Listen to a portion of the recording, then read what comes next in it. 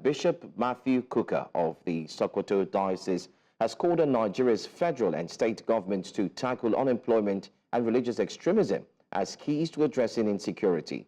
He made this known in his 2024 Christmas message. The bishop described insecurity as the first child of corruption and urged strict prosecution of religious extremists. Kukah also condemned recent food distribution stampedes in Okija, Ibadan and Abuja, calling them a tragic reflection of the country's desperation and hunger crisis. He urged the government to collaborate with institutions promoting the common good.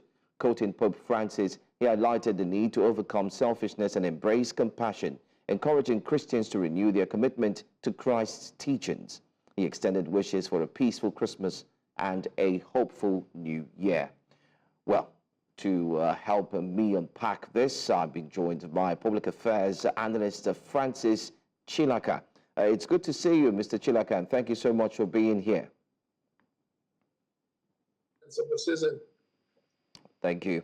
All right, well, what do you make of Bishop Kukah's message to the federal government on taking urgent actions against religious extremists and the need to tackle corruption, ensuring that it is indeed gone before by 2025?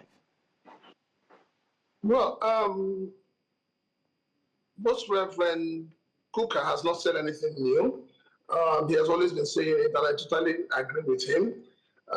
It is proper for men of God to speak truth to power.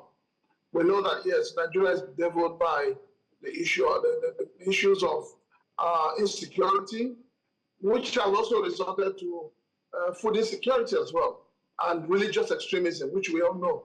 And yes, he's totally right. If you tackle the issue of unemployment, the issue of religious extremism, as well as the issue of ethnicity, I'm sure we'll be on the right path. Things will look better. But if you keep, romancing these issues and believing that they will just go away like that, then we're not ready to build a country. And that's just the simple truth.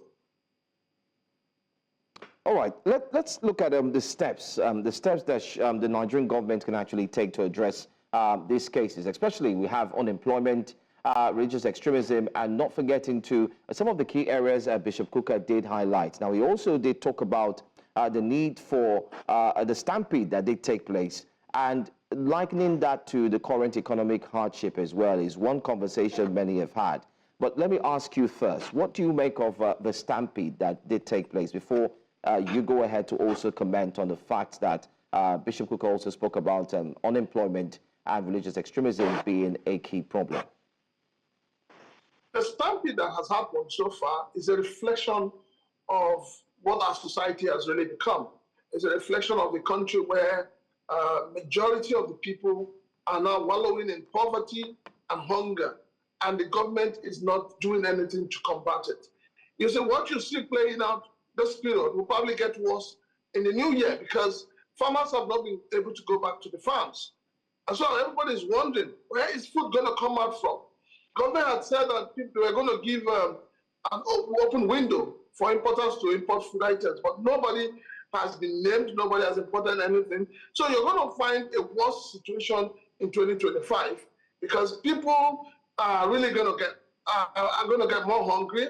And as it is now, people are upset, people are angry, and whenever they see anywhere they're sharing food items, they won't come out in their thousands because they're not sure of what will happen the next day. But then, those who are organizing it, truth be told, they didn't organize it believing that there'll be a stampede or believing that people will die and all of that. But it's unfortunate. But this is the reality we all face, that there is hunger in the land and something needs to be done about it, and urgently. All right. How can the government work more effectively with institutions like the church to provide and also indeed to prevent tragedies such as what we saw in these places? Well, what government needs to do is to provide. Let me give you a typical example. 2022, 2023, people did all kinds of palliatives, especially during the festive period.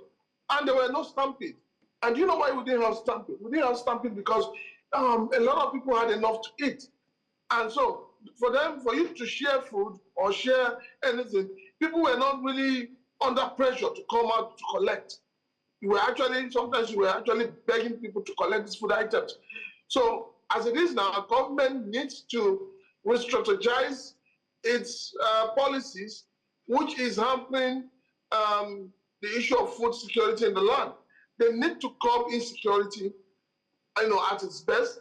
They need to ensure that there is employment. If the people have enough, if the people are well taken care of, you will not have any stampede when food items are being shared.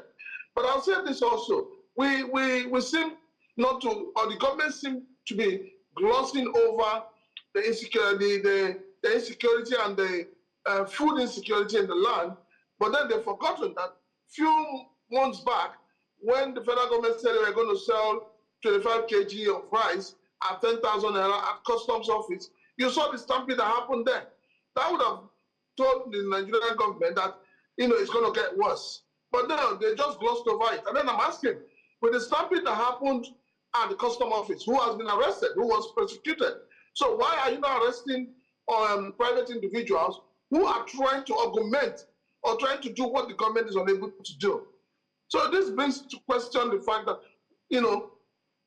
the policies of government are not working, and that government needs to do more. Government needs an environment for Nigeria to have a good livelihood in order to avert any form of stampede in the future. Thank you so much, Mr. Francis Chilaka, for speaking with us on this day. Thank you for your thoughts and your analysis.